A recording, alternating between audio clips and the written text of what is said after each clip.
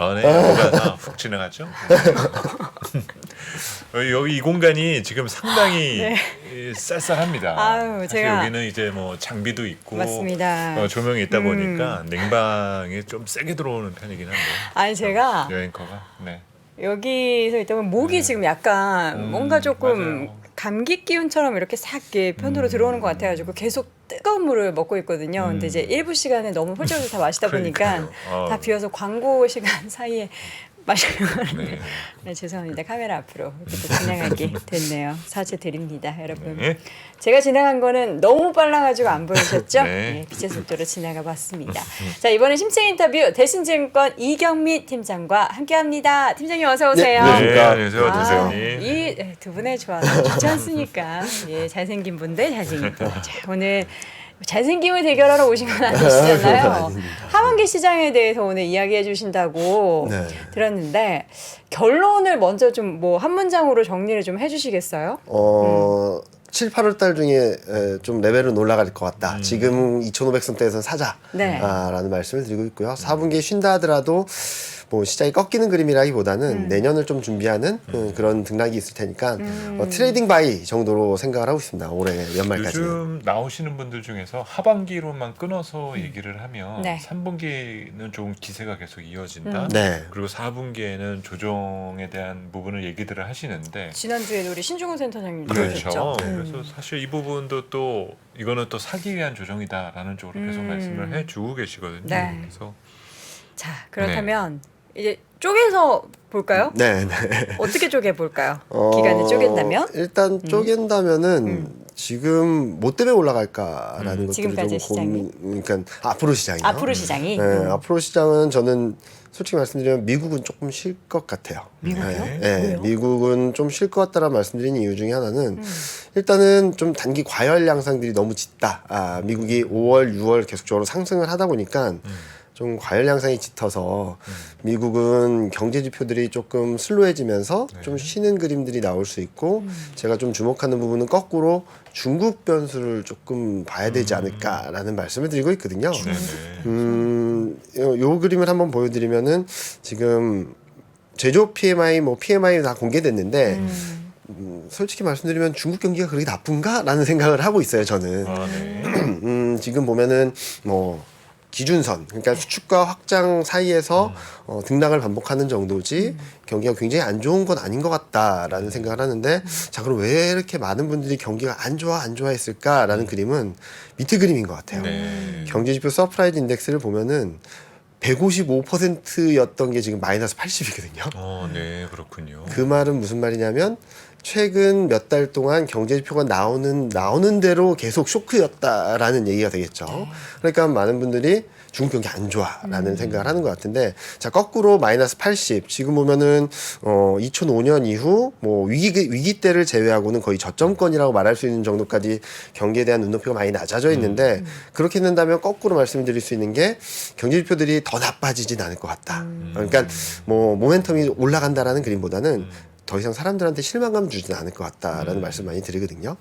즉 지금부터는 경제지표들이 예상에 부합하거나 예상보다 조금이라도 나은 그림들을 보여주면 좀 중국 경기에 대한 시각들이 좀 바뀌지 않을까라는 말씀드리고 있죠. 그러면 이렇게 중국 경기가 바닥을 통과한다라는 징후가 네. 그냥 지금 하던 대로만 하면은 그게 지금 가능성이 있는 것인지 아니면 많은 투자자들은 이렇게 지금 실망스러운 상반기 때문에 네. 경기 부양 정책이 필요하다라는 맞습니다. 미련을 아직도 갖고 있거든요. 맞습니다. 강력하게. 맞습니다. 그래서 이 둘 중에 뭔가 비중을 더 둔다라면 어디에 비중을 둬야 될까요? 저는 경기 부양 정책에 좀 비중을 두는데 나올 때가 됐다? 네 나와야 된다 정도로 말씀을 드리는데 그것보다도 지금 보시는 그림이 요 위에 그림을 한번 봐주시면 좋을 것 같은데요. 이게 뭐냐면은 GDP, 투자 증가율, 산업 생산, 소매 판매 분기별로 컨센서스를 좀 보여드리고 있습니다. 네네. 일단 그냥 대표적으로 GDP만 말씀을 드리면 4분기가 2.9였고요. 1분기가 4.5. 다음 주에 발표되는 GDP 성장률인데 한 7로 예상이 되고 있어요. 뭐 워낙 기조효과가 셌으니까요. 네네네. 근데 3분기는 5, 4분기는 5.4. 여기서 드리고 싶은 말씀은 경기가 나빠지는 그림이라기보다는 완만한 회복세는 맞는데 너무나도 많은 사람들에게 실망감을 줬다라는 거겠죠. 그래서 저는 경기 지표들이 더 나빠지지는 않는 것만으로도 많은 투자자분들한테 알고 보니까 경기가 그래도 올라가는 그림이었네라고 한다면 중국 증시나 위안화나 위안화 너무 약해져 있고 중국 증시는 여전히 바닥권에 위치해 있는 상황들이 조금은 반전되지 않을까라는 생각을 하고 있어서 다음 주에 발표되는 소매 판매 산업생산 지금보다 모멘텀은 더 낮아질 거예요. 근데 제가 주목하는 것은 무려 예상보다 더 나쁜 그림을 보여줄지 예상보다는 좀 나은 그림들을 보여줄지 예상보다 좀 나은 그림들을 보여주게 된다면 지금 위에 보시는 그림처럼 경기는 완만한 회복세구나 라고 한다면 지금 주식시장과 경제성장률 그리고 위안화와 경제성장률 간의 괴리가 좀 좁혀지는 그림 정도는 열어놓을 수 있지 않을까라는 예상을 하고 있는 거죠. 그렇군요. 미국 쪽이 안 좋은데 중국 쪽에 대해서 뭔가 회복과 계속 개선에 대한 기대감이 있다. 그러면 우리 시장은 안 좋은 쪽보다는 좋은 쪽으로 이렇게 바라보면서 네, 좋은 쪽으로 갈수 있다는 바라보는데 거죠? 가장 중요한 건 뭐 많은 분들이 그렇게 하면은 그럼 화장품주 되는 거예요? 막 그렇게 많이 물어보세요. 또 요새 또 화장품주 되게 움직여가지고. 최근 움직여서 그렇게 하는데 반등은 할 수 있다라고 생각을 하는데 제가 말씀드리는 핵심 포인트는 그보다는 환율이거든요. 환율. 네, 환율이 지금 위안화가 너무나도 약한 흐름들을 보여주고 있죠. 네. 원달러율도 좀 쉬나 했더니 또 1,300원 넘나드는 모습들을 보여주고 있고, 그래서 위안화 약세가 진정되는 것만으로도 원달러율은 좀 좋아지는 그림이 나오지 않을까. 워낙 강세가 되면서 외국인 수급이 좀 들어오는 그림. 그런 그림들이 5월 초, 6월 중순까지 한 번 있었어요. 그때가 뭐였냐면 경기 부양에 들어오는 거 아니야? 막 이러면서 올라갔던 그림인데 요 밑에 그림을 한번 보시면은 이게 약세 강도예요. 그러니까 달러 대비 위안화가 얼마나 약한지 올라가면 올라갈수록 더 약한 거거든요. 그러니까 달러 인덱스가 1% 올랐는데 위안화나 원화가 1.5, 2%막 오를 때는 더 약한 흐름을 보면서 우상향했던 거고, 근데 5월 초부터 6월 중순까지 위안화가 좀 약세가 좀 진정되니까 원화는 굉장히 센 모습들을 보여줬거든요. 이러면서 외국인이 4조 6천억을 샀습니다. 한 달 반 동안. 그럼 뭘 샀을까를 보면은 뭐 너무나도 뻔한 업종인 것 같긴 하지만 여기 보시면은 반도체, 뭐 코스피를 산 것보다 더 많이 샀고요. 그리고 IT 가전, 자동차, IT 하드웨어, 보험, 조선, 상사점들, 기계 뭐 이런 업종들을 샀는데 잘 보시면은 반도체, 조선, 기계 이 세 개가 시장을 크게 아웃퍼폼하면서 시장을 끌어갔고요. 이때 2,650 돌파 시도가 있었고요. 그렇죠. 그리고 IT 가전, IT 하드웨어, 에너지까지. 그러니까 외국인이 수급을 주도하면서 시장을 끌어갔었거든요. 이번에도 이런 흐름들이 좀 한번 나오지 않을까. 그러니까 뭐 중국 관련주, 소비 관련주, 원자재 관련주들이 움직이는 거라기보다는 환율 변화, 그로 인한 외국인 수급 변화, 그런 흐름으로 인해서 지수가 좀 더 올라갈 수 있는 룸을 열어주는 그런 흐름으로 생각을 하고 있습니다. 그러면 상반기는 사실 미국 증시하고 동조화가 조금 심했었잖아요. 그러면 3분기에는 그 동조화는 조금 지금 보면은 6월 한 달만 봐도 미국하고는 조금 디커플링 됐죠, 맞습니다. 느낌을 받아서 그러면 3분기 전체로 봤었을 때 미국보다는 중국 쪽에 좀 더 동조화될 가능성이 크다라고 보시는 건가요? 어떻게 보면 섹터는 조금 미국과 중국이 좀 섞인 듯한 흐름들, 그러니까 수출이 잘 되는 것들과 중국에 대한 기대감들이 있는 것들이 같이 움직이면서 제가 보는 것은 미국보다는 중국과는 조금 비슷한 흐름을 보이지 않을까라는 생각을 하는데요. 6월 달에 왜 이렇게 디커플링이 됐을까라는 것들에 있어서는 경기 흐름들이 너무나도 달랐던 것 같아요. 한국 경기는 굉장히 좋았지만 위안화가 너무 약세를 보이면서 좀 불안정했거든요. 요 그림을 보시면은 좀 더 명확할 것 같습니다. 일단은 여기 오른쪽에 회색 선이 중국 23년 GDP 성장률인데 5월 초중반까지만 해도 막 경기가 좋다라는 기대감이 했다가 5월 중순에 꺾이면서 이게 플랫해졌고요. 6월 한 달 동안을 보면은 중국은 좀 불안정했는데 미국 GDP 성장률이 레벨업 되면서 경기 침체는 없어 라는 생각을 하게 만들어줬거든요. 즉 중국 경기는 불안정하고 미국 경기는 튀는 그림이 나오면서 좀 엇갈렸다. 이 와중에 원달러 환율도 같이 반등을 하면서 외국인 매물이 출회되고 그런 영향으로 미국은 올라갔는데 한국은 거의 약보합권으로 6월 한 달을 마무리했던 것이 아닌가라는 생각을 하고 있습니다. 그래서 이런 그림들이 조금은 디커플링 됐던 것들이 좀 움직이면서 지금 보시면은 요 밑에 그림 보시면은 맨 위에가 나스닥이고요. 그 다음이 대만, S&P, 한국, 중국이거든요. 네네네. 딱 나스닥과 중국 사이에 끼인 게 좀 한국인 것 같아요. 그렇네요. 네. 근데 6월 한 달 동안만 보면은 미국은 올라갔지만 지금 한국하고 중국은 좀 슬로해졌던 거죠. 이런 갭을 좁히는 과정들이 나오게 된다면 저는 환율 변수, 외국인 수급, 이 와중에 최근 한국 수출이 좀 개선되는 그림들 이런 것들이 맞물리게 된다면 좀 코스피는 중국과 같이 한 번 더 올라갈 수 있는 룸을 열어주지 않을까라는 예상을 하고 있습니다. 경기도 보고 뭐 여러 가지 수급도 보는데 지금 요새 보면은 왔다 갔다 수급이 그러니까 외국인과 기관이 한꺼번에 샀다가 네. 한꺼번에 팔았다가 네. 개인은 또 외국인 기관 파면 당연히 사고 네. 팔고를 반복하고 있는데 네. 전체적인 투자자들의 심리 상태는 시장을 어떻게 바라보는지 사실 미국 같은 경우에는 항상 같은 이슈를 빈대떡 뒤집듯 맞습니다. 어제 오늘 너무 다르게 다르게 해석을 해석을 하죠. 이게 해석은. 심리가 과연 어떤 상황인 건지 잘 가늠이 안 되더라고요. 일단은 미국 같은 경우는 투자 심리가 좀 너무 과열인 것 같아요. 과열 양상. 여기 보시면은 위에 그림이 개인 투자자협회에서 발표하는 강세 전망과 약세 전망인데 이게 2021년 6월 이후 제일 높은 수준까지 왔고 네. 강세 전망만 본다면 46%를 넘어서 21년 초반부터 최근까지 가장 높은 수준까지 왔고요. 네. 여기 Fear and Greed 인덱스는 지금 익스트림 그리드 구간에서 거의 한 달 동안 등락을 반복하고 있습니다. 네네.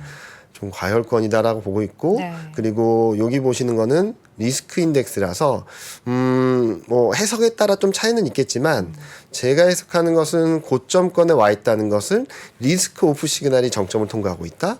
저점권에 있다는 것은 리스크 온 시그널이 정점을 통과하고 이제 리스크에 민감해진다라는 건데 단기 지표는 이미 올라오기 시작했고 중기 지표도 이제 바닥권이라서 리스크 온 시그널이 더 세지긴 어려운 수준까지 와 있다. 네. 그리고 마지막으로 변동성 지표를 보면은 2020년 1월 이후 최고치까지 13%까지 깨는 정도까지 내려왔다가 최근 좀 반등을 하고 있거든요. 네.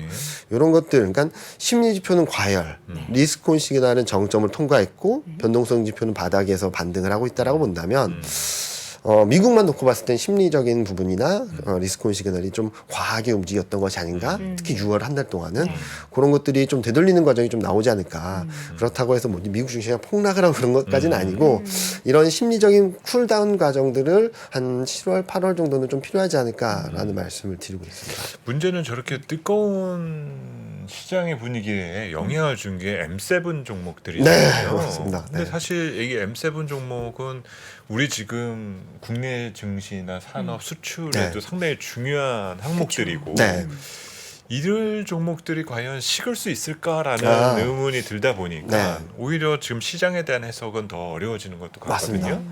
그러니까 뭐 선생님도 아시겠지만 올해 내내 시장이 너무 어려워요. 네네네. 그러니까 경기 시장은 흐름도 국가별로 다 다르고 산업별로 다 다르고 너무나도 천차만별이라서 이걸 어떻게 교통정리를 해야 될지 되게 고민스러운데 일단은 M7이 뭐 꺾여서 내려간다라는 그림보다는 이번 조만간 24일 기준으로 이제 리밸런싱이 되거든요. 네네네. 비중을 줄여버리는 그렇죠. 것들. 나스닥 백. 그렇게 된다면은 어느 정도 차익 실현하려는 심리들, 그로 인한 수급 변화들 그런 것들을 조금 염두에 두고 근데 있다라는 정도 그 말씀. 비중이 또 전체 그 기업들의 시총에 비하면 굉장히 적은 규모다. 큰 영향 안 받을 것이다. 결국에는 그들 기업들은 실적이 여전히 하반기에도 탄탄할 거기 때문에 네. 또 간다. 뭐 이런 얘기도. 그렇죠. 좀 길게 보면 더 갈 거라고 네. 보는 거죠. 그런데 지금 6월달 한 달 동안만 본다면 너무나도 뜨겁게 움직였기 때문에 단기적으로. 작은 빌미만으로도 뭐 일부 차익 실현이 나오거나 거기서 나온 자금들이 좀 싼 데로 움직인다거나 이런 순환이 조금은 나타나지 않을까라는 생각을 하는 거고 네. 이런 와중에 미국이 이런 식으로 좀 흔들리게 된다면 뭐 다른 나라들이 움직이는 그러니까 올해 한 해를 보면은 한두 달 강했던 나라나 업종은 좀 쉬고 또 그동안 못했던 나라나 업종이나 이런 것들이 움직이고 계속 엇갈리는 그림들을 계속적으로 반복하고 있거든요. 그런 차원에서라도 저는 7, 8월 한 달 동안에는 미국이 쉰다 하더라도 한국이나 중국 이런 좀 그동안 부진했던 나라들 특히 6월 달에 미국이 움직일 때 혼자 떨어졌던 중국 혼자 뭐 약보합에서 머물렀던 한국이 조금은 더 상승 여력이 남아있지 않나라는 생각을 하는 거고요. 제가 가장 눈에 띄는 것 중에 하나는 많은 분들이 저는 12개월 선행 EPS가 올라가고 있다는 것들에 대해서 되게 의미 있게 바라보고 있어요. 네. 무슨 말씀을 드리냐면 요 그림을 보시면은 위에 파란색이 12개월 선행 EPS고요. 회색이 12개월 선행 순이익입니다. 두 개를 같이 보는 이유는 EPS가 좀 등락은 보이지만 방향성을 보여주는 게 순이익이라고 생각을 해서 같이 보고 있는데 EPS는 이미 저점 대비 20%가 올라왔습니다. 그리고 순이익도 17% 올라왔고요. 자, 그럼 이렇게 이 12개월 선행 EPS 순이익이 움직이면 뭐가 변할까라고 보면은 밸류에이션이 굉장히 빠르게 낮아지고 있어요. 코스피가 2,550을 깨고 내려갔는데 뭐 밸류에이션 레벨은 11.2배. 지금 이때 2,500선을 돌파 시도했을 때가 11.6배였는데 그보다 낮아지게 됐죠. 그냥 밸류에이션이 낮아져서 좋은 거냐라는 것보다도 상승 여력도 커지게 됩니다. 제가 한 2, 3주 전에 위클리 자료를 쓰면서 12개월 선행 PR 12.4배는 단기적으로 좀 부담스럽다. 올해 평균 수준인데 그게 2,650이다. 라는 코멘트를 쓰고 거기에서 2,550이나 그 이하로 내려가면 사는 기회가 또 한 번 올 것 같다라는 코멘트를 했는데 최근 업데이트해서 보니까 똑같은 12.4배인데요. 이익 전망이 올라오면서 2,790까지 상승 여력이 더 커졌다라고 보시면 될 것 같아요. 그래서 많은 매니저분들이나 뭐 커뮤니케이션 하는 분들이 그러면은 뭘 봐야 되냐 하면은 저는 12개월 선 EPS가 올라가는 동안에는 지지선도 올라와주고 상승 여력, 타겟도 올라가는 그림이니까 요 그림은 이 12개월 선 EPS가 꺾이기 전까지는 아니면은 상승이 멈추기 전까지는 주식 쪽에서의 수익 기회는 계속적으로 있을 거다라는 말씀들을 많이 드리고 있습니다. 근데 저 그림에서 사실 지금은 구조적으로 조금 저런 식에 대한 부분이 나올 수 있는 게 올 상반기에 실적이 아주 안 좋았었잖아요. 네. 그러니까 이것들을 빼면서 24년 거를 맞습니다. 들어오니까 맞습니다. 이제 자연스럽게 이제 올라가는 밸류가는 떨어지는 것처럼 네. 보여줄 수도 있어서 오히려 그런 약간 저퍼가 착시? 더 불안해 보이거든요. 근데 제가 생각하는 거는 향후 미래의 이익들이 들으면서 자연스럽게 올라가긴 하겠죠. 그런데 지금까지 2021년 8월부터 2023년 3월까지 약 1년 6개월 넘는 시간 동안 우하향하는 그림들이 이제 방향성이 바뀌었다라는 데 좀 의미가 있다고 생각을 하고 있고요. 그리고 미래의 이익이라고 하더라도 이익 레벨에 대한 그림들이 그러니까 이익 레벨 방향성도 턴어라운드 하고 있다는 점들에 있어서 저는 좀 의미를 부여를 할 수 있다고 보고 있고 그러면은 올해 실적이 나쁜데 왜 주가는 올라가냐? 내년 거에 대한 기대감들이 점차 반영되고 있다고 생각하거든요. 쉽게 말씀드리면 작년에 이익 증가율은 그렇게 나쁘지 않은데 시장은 폭락을 했습니다. 근데 반대로 올해는 이익 증가율이 박살이 났는데 주가는 올라가고 있죠. 이거를 1년 정도만 시차를 땡겨서 보면 올해 이익 증가율 급락이 작년 시장 폭락으로 어느 정도 선반영되는 것이 아닌가. 그리고 올해는 내년 이익 증가율이 지금 50%를 넘나들고 있는데 그런 부분들이 조금씩 반영되면서 시장의 방향성이 위쪽으로 만들어지는 것이 아닌가라는 생각을 하고 있고 25년까지 이익 증가율이 두 자릿수라고 본다면 저는 내년까지 시장은 좀 더 우상향으로 바라볼 수 있겠다라는 전망을 드리고 있습니다. 그렇다면 이제 이런 밸류에 대한 부담은 많이 좀 낮아지는데 여전히 이제 매크로한 부분 내용과 이제 통화 정책 부분이 하반기 어떤 식의 영향을 주느냐도 중요한 것 같거든요. 그래서 당장 오늘 밤에 이제 CPI가 발표가 되니까. 근데 7, 8월에 약간 뭔가 미국 쪽에 부침일 예상하시는 거 보니까 팀장님은 뭐 CPI 발표뿐만 아니라 미국의 이런 금리 인상 정책들이 미국 시장을 좀 약간 슬로우하게 만드는 데 영향을 미칠 거라고 좀 보시나요? 그러니까 저는 시속 게임이라고 생각을 하고 있어요. 시속 게임. 그러니까 지금 컨센서스를 보면은 미국 금리 인상을 여기 보시면은 2번 금리 인상할 수 있다는 확률이 11월 달에 한 40% 정도까지는 반영이 돼 있어요. 그래서 저는 여기서 더 금리 인상을 3번, 4번 한다라는 언급이 나오거나 그런 시그널이 나오기 전까지는 뭐 금리 인상에 대한 우려는 거의 정점권. 그리고 또 불안정한 건 경기에 대한 불안감들도 경기에 대한 기대감은 고점권. 그러니까 요 둘 간의 싸움이라고 보는 거죠. 경제 지표가 좀 부진하면 경기 불안 심리를 좀 자극하겠지만 금리 인상에 대한 우려는 좀 낮아질 것이고 경제 지표가 잘 나오면 금리 인상에 대한 우려는 커지지만 그래도 경기는 괜찮아라고 하면서 이 시속 게임이 시장을 조금은 발목을 잡지 않을까?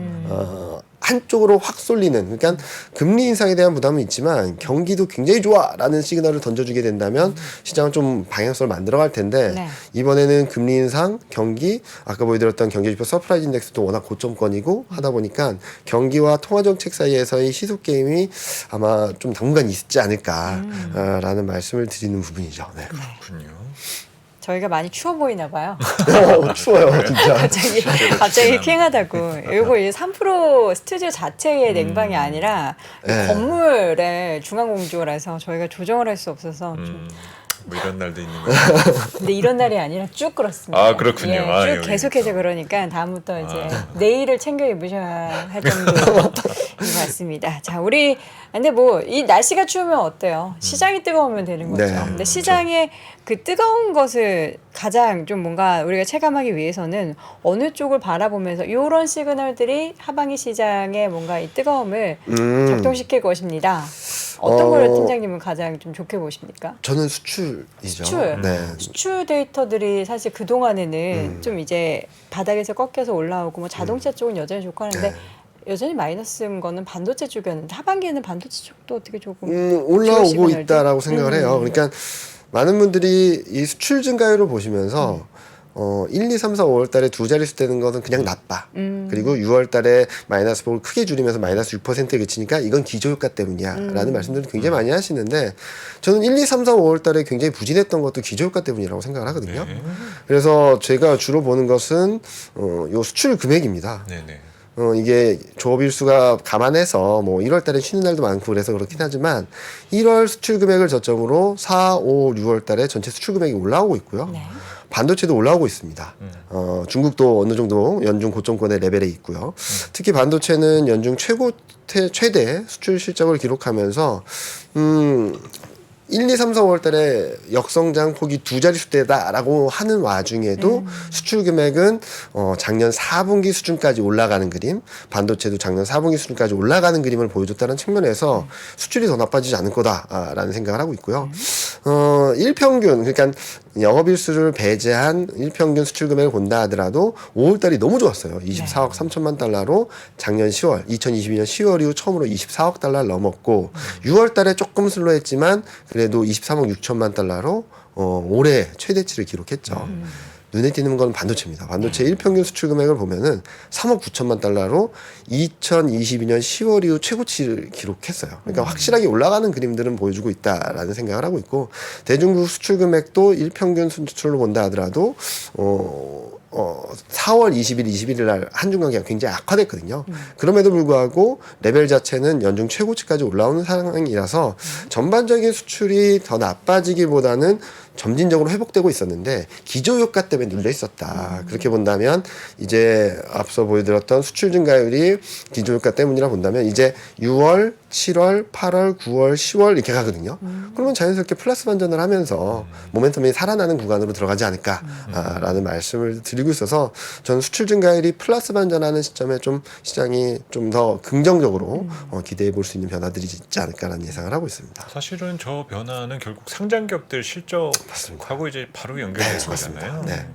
그래서 지금 2분기 실적 시즌도 있지만 네. 제가 요즘 보면서 와 계속 너무 겹치는 거 아니야라는 생각을 굉장히 많이 하는데 그래서 제가 수출 변화율하고 이익 변화율하고 같이 봤어요. 네. 그래서 보시면은 이게 파란색 바 차트가 23년 2분기 영업이익 전망치가 전월 대비 얼마나 변했는지를 보는데 IT 하드웨어, 기계, 운송, 철강, 자동차, 상사자본재 정도가 상향 조정되고 적자 업종 중에선 반도체가 적자가 줄어들고 있죠.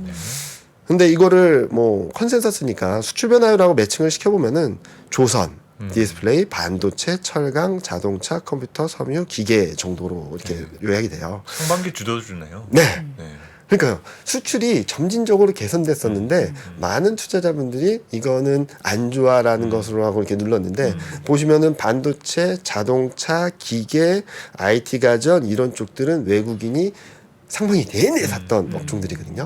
그러니까 수출이나 이런 것들에 대한 변화들이 좀 반영됐다라고 생각을 하는데 그래서 2분기 실적 시즌만 놓고 본다 하더라도 요 두 개를 매칭해서 본다면은 여기 제목에 적은 것처럼 반도체, 자동차, IT 하드웨어, 운송, 기계, 철강 정도가 좀 나은 그림들을 보여주지 않을까라는 생각을 하고 있고요. 요 안에서는 저희는 반도체, 자동차 같은 경우는 작년부터 올해까지 계속적으로 주도주가 될 것이다. 여기에 플러스 알파로는 2차 전지 셀을 말씀드리고 있는데 최근 소재는 뜨겁고 셀은 또 치고 있어서 있어서 네네. 저는 셀이나 반도체 이런 것들이 최근 조정받았던 업종들은 좀 사야 된다라는 말씀을 좀 많이 드리고 있습니다. 그렇군요. 사실 2분기 실적 시즌이 잘 진행이 돼야 7월 받고 또 플러스 알파 기대감에 8월 그러니까 네. 3분기에도 뭔가 기대되는 또 섹터들 쫙 추려지면서 네. 주가가 좀 좋을 거잖아요. 네. 그러면서 근데 또 중요한 거는 그 전에 올랐던 종목들이 꽤 많단 말이죠. 많죠. 섹터들이 많고 네, 그리고 네. 이미 리포트에서도 뭐 오늘 뭐 자동차 쫙 얘기 나오는데 이미 뭐 주가에 네, 반영됐다 그렇죠. 뭐 이런 얘기도 있고요. 맞아요. 근데 상대적으로 덜 반영된 섹터도 혹시 있습니까? 데이터적으로 이렇게 나오면? 요것 아까 보여드렸던 업종들을 좀 리스트업해서 보면은 최근 네. 조정받았던 것들인 것 같아요. 1차적으로는 반도체라고 생각합니다. 저는 뭐 이렇게 대장주가 앞자리 숫자가 7에서 6으로 바뀌면 사야 된다는 말씀을 드려서 왔었는데 최근 바뀌었다가 또 막 금방금방 올라가더라고요. 이틀 만에 네. 바로. 그런 것들이 좀 사야 되는 거. 그러니까 최근 코스피 지수랑 같이 좀 밀려난 업종들, 반도체, 2차 전지, 셀업체들, 그리고 바닥권에서 좀 움직하는 인터넷, 뭐 이런 업종들, 그런 업종들이 저는 지금 시점에서는 좀 담아가도 되는 업종. 그런데 저희가 하반기 좀 알았으면 탑픽을 말씀드렸던 게 조선이 있고 몇 개가 있었는데 조선 너무 올라서 네네. 지금 시점에서 접근한 건 어렵다. 들고 계신 분들은 되게 행복하실 텐데 지금 시점에서 접근하기보다는 심리 접근은 일정 부분 좀 정리를 해서 비중을 너무 높이지 말자라는 말씀을 드리고 있고 2차 전지 소재 쪽은 몇몇 종목들은 좀 과열거 양상을 보여주고 있어서 지금은 조금 위험하다라는 말씀을 드리고 있고요. 그리고 자동차도 꾸준히 올라가긴 했는데 갖고 계신 분들은 계속 갖고 계셔도 된다고 말씀드리는데 지금 레벨에서 추격 매수를 한다거나 아니면은 새롭게 들어가는 거는 조금 부담스럽다. 지금 좀 조정을 받은 반도체 그리고 2차 전지 셀 그리고 인터넷은 지금 레벨에서는 접근해도 괜찮겠다라는 드디어 말씀. 인터넷. 인터넷. 드디어 카카오 인터넷. 네이버 지금 다들 목 이렇게 빼고 기다리고 맞아요. 계십니다. 네네. 저도 한참을 말씀드리긴 했는데 솔직히 말씀드리면 전 2분기 실적이 되게 중요한 기로라고 생각을 하고 있어요. 그렇군요. 바닥일 것인가? 바닥일 것인가 그거보다도 좀 2분기 3분기 실적을 통해서 그냥 쇼핑으로 돈을 버는 내수주로 평가를 받을 것인가 아니면 해외 매출도 어느 정도 올라오면서 새로운 산업을 하는 성장주로 재평가받을 것인가 라는 기로에 서 있다라고 생각을 하거든요. 그렇군요. 만약에 잘못하면 통신주처럼 될 수 아, 있지 않을까라는 그렇군요. 걱정을 하고 있는데 네. 그냥 내수주로 네, 전락하는. 저는 좀 후자 쪽으로 좀 해외 매출도 들어오고 그리고 성장성이 있는 제품들이나 이것도 출시하면서 네. 우리 아직 죽지 않았어 이런 것들을 보여주지 않을까 하반기엔 좀 기대를 하고 있습니다. 나쁜 부분은 그러니까 부정적인 거는 뭘 가장 요거 좀 요거 때문에 발목을 잡힐 수 있겠다. 고전에 앞서서 저는 하나 더 네. 여쭤보고 네네네. 싶은 부분이 상반기에 또 의외였었던 부분 중에 하나가 외국인 매수였었거든요. 네. 아, 네. 많이 초 샀죠. 이후에 정말 많이 사서 지금 이제 7월 초의 흐름을 보면 네. 조금 6월서부터는 조금 약간은 팔자 느낌이 네, 맞습니다. 들었거든요. 네. 그래서 아까 환율 말씀도 해주시기는 네. 했지만 하반기와 올해 연말 끝날 때쯤 돼서 외국인이 어떤 상황일까도 네. 꽤 궁금한데 네. 사실 수급을 예상한다라는 거는 좀 그쵸. 어리긴 쉽지 않죠. 신의 영역 하지만 아닌가요? 그래도 또 외국인의 스탠스를 어떤 식으로 저희가 좀 대비를 해야 될까요? 네, 일단은 외국인 매매 패턴 되게 일정한 것 같아요. 7조에서 8조 사면 한 1조 후반에서 2조 중반까지는 팝니다. 그리고 또 사고 팔고. 근데 요 밑에 그림을 한번 봐주시면은 22년 7월부터 되게 비슷한 패턴으로 사왔어요. 6조 샀다가 2조 팔고 7조 샀다가 1.7조 팔고 8조 샀다가 2조 5천억 팔고 이번에도 8조 샀다가 한 2조 정도 파는 거예요. 아, 네. 네. 계단식 상승을 파는데 되게 재밌는 그림은 3월 21일까지는 어떤 패턴이었냐면 코스피가 2,300이나 2,300 밑으로 가면 외국인이 한 6조에서 8조 정도 삽니다. 2,500 정도 근처 가거나 넘어서면 한 2조 정도를 팔아요. 그러면 다시 2,300대로 가요. 그러니까 작년 7월부터 올해 3월 중순까지는 그냥 올라오면은 팔고 내려와 있으면 사고 그냥 매집을 한다는 생각을 했던 것 같아요. 근데 이게 완전히 뒤집어진 게 3월 22일부터 무슨 이유인지는 모르겠지만 코스피가 더 떨어지지 않고 2,450대에서 바닥 잡고 올라가기 시작하고 원달러 환율도 1,300원 회복 시도하다가 1,340원까지 갔는데 그 구간에서 8조를 산 거거든요. 네네네. 이상하다. 그동안의 패턴과 전혀 다른 수급 상황이 벌어지고 있다라고 해서 좀 뜯어봤는데 네. 이 시작점은 앞서 보여드렸던 12개월 선행 EPS가 움직이면서부터라고 생각을 하거든요.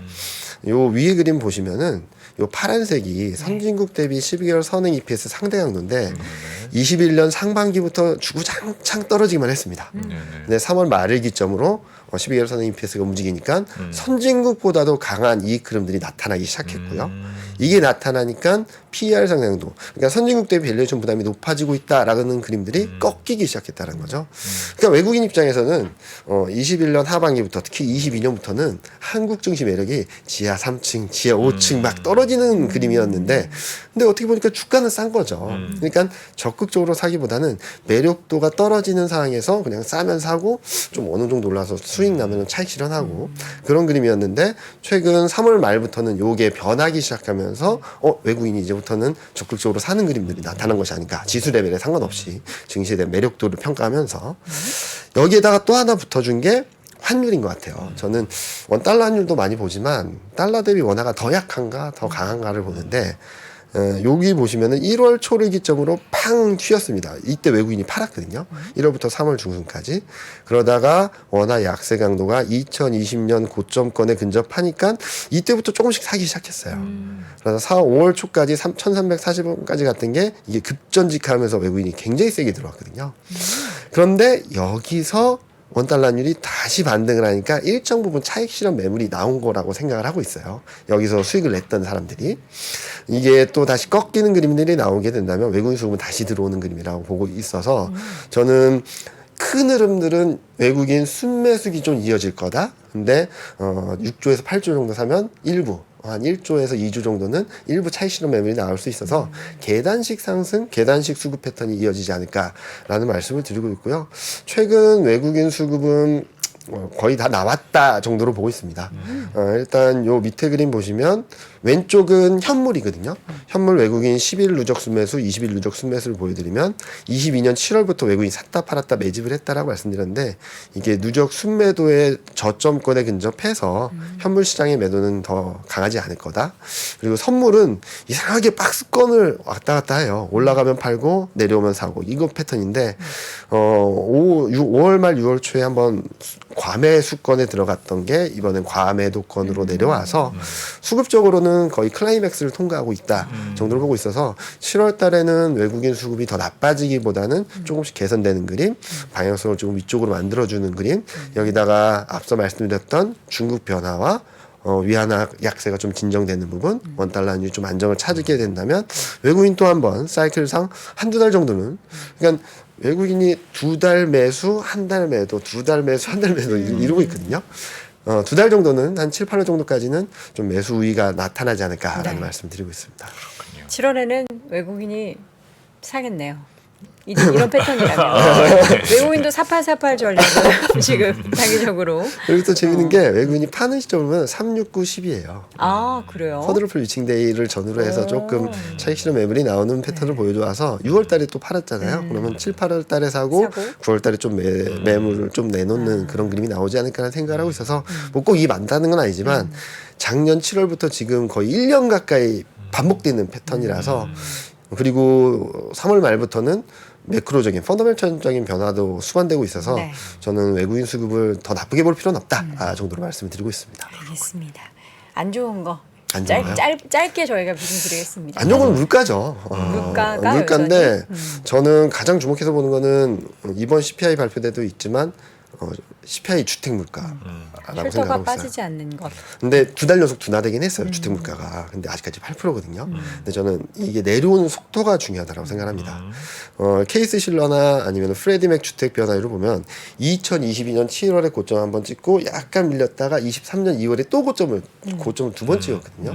제가 가장 고민하는 게 이번 이렇게 꺾여 내려가는 게 22년 7월일까?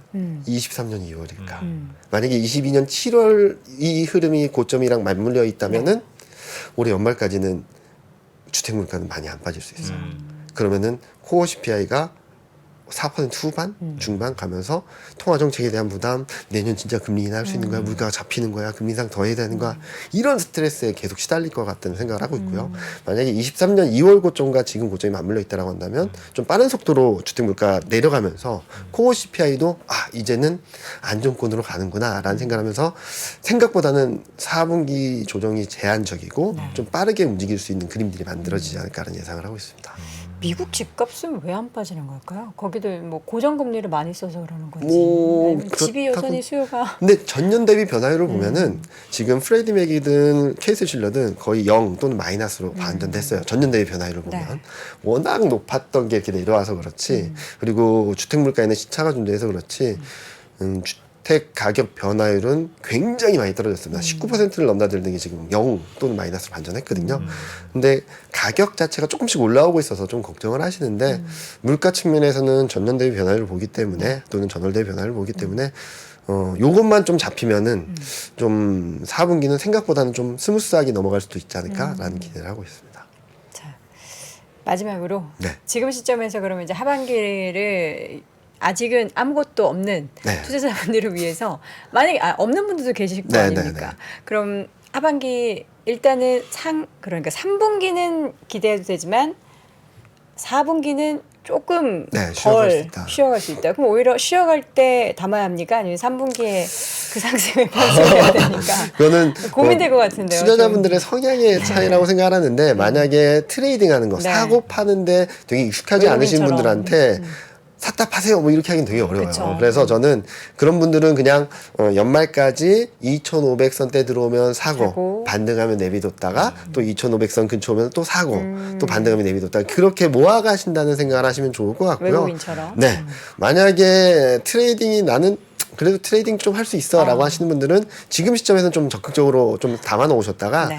코스피가 7, 8월 달에 2,800 근처로 가면 일정 부분 한 30에서 50% 줄였다가 다시 또 매수하는 기회를 찾는 그런 올해는 좀 트레이딩 바이 구간이라고 생각하고 있어요. 내년에는 바이 앤 홀드 구간이라고 보고 있는데 올해는 좀 피곤하더라도 트레이딩 하실 수 있는 분들은 수익이 나왔을 때 일정 부분 챙기고 좀 밀릴 때는 또 저가 매수하는 그런 매매 전략을 가져가시면 좋겠다는 말씀드리고 있습니다. 일단 짧게 3분기 말까지만 보는 게 좋을 것 같아요. 왜냐면은 우리가 작년에 올해 전체적인 시장 전망할 때도 상저하고라고 이야기를 했다가 이 초반부터 막 올라간 탓에 맞습니다. 이거 그 우왕좌왕하다가 그 수익을 놓치신 분들이 계시잖아요.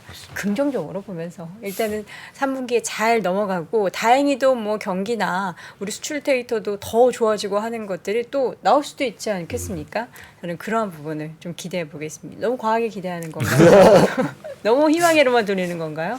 당분간은 괜찮을 것 같습니다. 당분간은 괜찮을 것 같다. 우리 이경미 팀장님이 당분간 괜찮다고 했으니까 우리 웃음꽃 활짝 피는 3분기 주식시장 기대해 보겠습니다. 자, 이렇게 해서 오늘 이 시간 대신증권 이경민 팀장과 함께했습니다. 팀장님 고맙습니다. 네, 감사합니다. 시간이 흘러도 변하지 않는 여러 가지 원칙과 사고 체계는 존재하거든요. 대가들의 사고 체계, 투자 기법이 아니라 생각의 방법. 그런 거를 분해를 해서 재구성을 해서 하나의 어떤 틀로 조합을 하는 과정이 필요한 것 같다. 라쿤 자산운용 홍진채 대표의 거인의 어깨에 19년간 초과 수익을 달성한 그가 어떻게 주식 대가들의 투자법을 활용했는지 이 책에서 최초로 공개합니다. 대가들의 검증된 투자법을 여러분의 눈으로 직접 확인하시죠.